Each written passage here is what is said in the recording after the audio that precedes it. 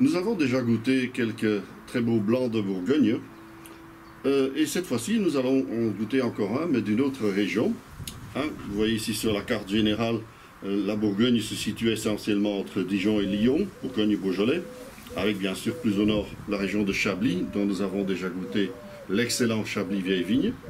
Mais donc, les régions les plus importantes ou les plus réputées sont la Côte de Nuits et Côte de Beaune, Côte de Beaune, dont nous avons goûté le Marange déjà.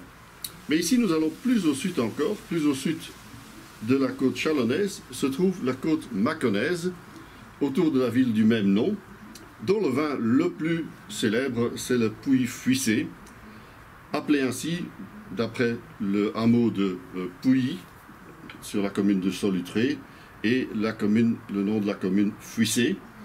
Et ce sont les vignobles situés autour de la roche de Solutré, que vous voyez ici sur la photo, sur des vignobles, sur des terrains argilo-calcaires, caillouteux, qui donnent des vins assez puissants, riches, avec un potentiel de garde nettement plus long que les vins du Mâconnais autour.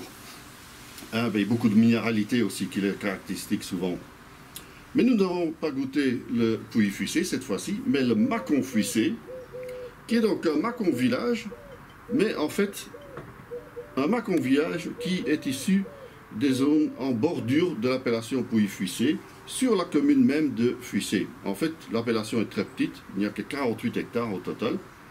Et nous allons goûter celui du domaine Daniel Pollier, situé à Fuissé même, et qui produit bien sûr aussi du Pouilly-Fuissé, mais aussi du Mâcon Chintré, d'après le village de Chintré, du Saint-Véran et du Beaujolais.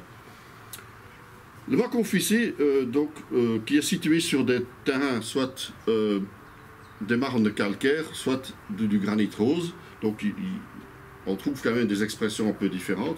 Mais ce qui m'intéresse dans ces vins-là, dans celui de Daniel Pollier notamment, c'est ce côté minéral qu'il a beaucoup plus qu'un simple Mâcon village. Et c'est ce que nous allons tout de suite goûter, je pense. Inutile de dire qu'il s'agit d'un vin issu de 100% chardonnay. Vous remarquez déjà la belle robe or pâle, bien brillante. Très beau nez déjà, bien développé. Des notes de grillé, notes florales aussi. Et déjà une petite minéralité, déjà au nez aussi. Très intéressant pour un vin qui, somme toute, ne coûte pas tellement cher, surtout pas pour un Bourgogne blanc.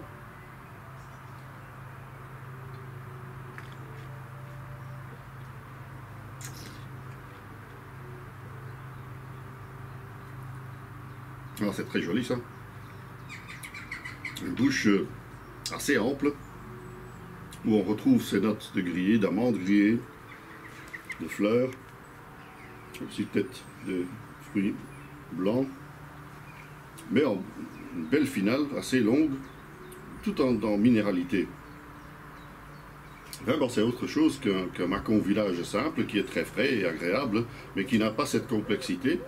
Et donc c'est un vin qui s'accommodera très bien avec les fruits de mer, les préparations de poissons pas trop lourdes peut-être, même certains fromages frais aussi, tels que par exemple les fromages de chèvre qu'on associe d'habitude à des sauvignons, mais qui pourraient très bien aller avec ce très beau Bourgogne blanc très abordable.